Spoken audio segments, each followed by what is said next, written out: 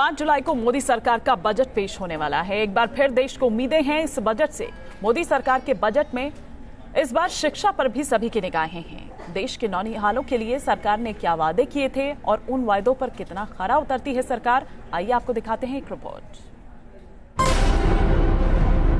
देश के नौनिहालों के लिए इस बार के बजट में क्या है खास?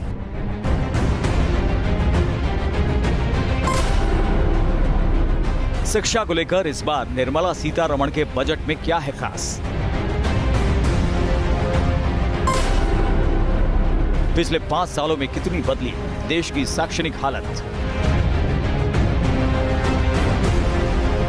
एक बार फिर बजट आने वाला है। एक बार फिर देश की शिक्षा को लेकर सरकार के दावे और वादों को हर कसौटी पर परखा जा रहा है। एक बार फिर उम्मीदें परवान चढ़ रही हैं।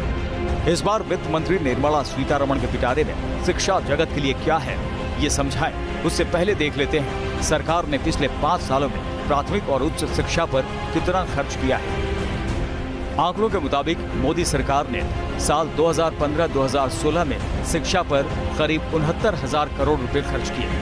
वहीं 2016-2017 में ये खर्च बढ़कर 72,394 करोड़ हो गया। 2017-2018 में शिक्षा पर करीब 80,000 करोड़ रुपए खर्च किए गए। वहीं 2018-2019 में शिक्षा पर करीब 85,000 करोड़ का प्रावधान रखा गया।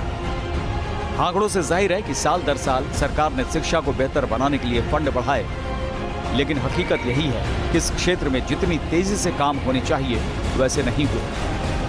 नवोदय बनाए तो बहुत अच्छा कर रहे हैं वो स्कूल, वो भी सरकार के ही है। वहाँ से बहुत अच्छे अच्छे बच्चे निकल रहे हैं। तो यहाँ पे जो सरकारी स्कूल है उन पे ध्यान देने की जरूरत है। एजुकेशन, बच्चों की एजुकेशन, वो तो कल की जनरेशन है। अगर हम वहाँ चेंज ला सकते हैं तो वो तो सबसे बड़ा चेंज है।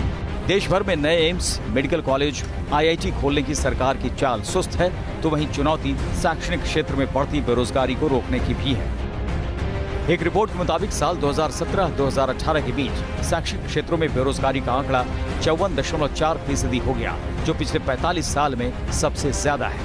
हमारे देश की कितनी सारी पॉपुलेशन ऐसी है जो विलेजेस में रह रही है। वहाँ एजुकेशन होगी तभी तो कुछ होगा। चुनौतियां बड़ी हैं, तो वहीं सरकार का फोकस है नई शिक्षा नीति 2019 पर। पिछले 4-5 साल से नई शिक्षा नीति का इंतजार हो रहा था। नई शिक्षा नीति 2019 के रूप में पहला ड्राफ्ट नए मानव संसाधन विकास मंत्री रमेश पोखरियाल निशंक को सौंपा जा चुका है। इस नीति में प्री स्कूल एजुकेशन पर जोर दिया गया है। नई शिक्षा नीति के अलावा सरकार के एजेंडे में कई और केंद्रीय और नवोदय विद्यालय खोलना है। सरकार की योजना देश भर में 200 केंद्रीय और नवोदय विद्यालय खोलने की है। शिक्षा को इंटरनेट से जोड़ने के लिए हर पंचायत तक ऑप्टिकल फाइबर लाइन बिछाने की भी योजना है। उच्च शिक्षण संस्थानों में 50% सीटें बढ़ाने का इरादा है। देश भर में 100 अल्पसंख्यक कल्याण विद्यालय खोलने की भी योजना है। केंद्र सरकार ने अल्पसंख्यक कल्याण के लिए 5,000 करोड़ रुपए के बजट की व्यवस्था की है। बजट में जो है एजुकेशन ज़्यादा होनी चाहिए। एजुकेशन में भी अब ये है जो पीछे से जो खराब स्थिति चली आ रही है वो एकदम से तो अच्छी होगी नहीं।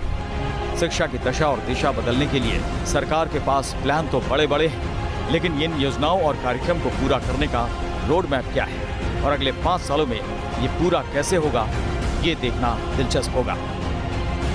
Team news nation.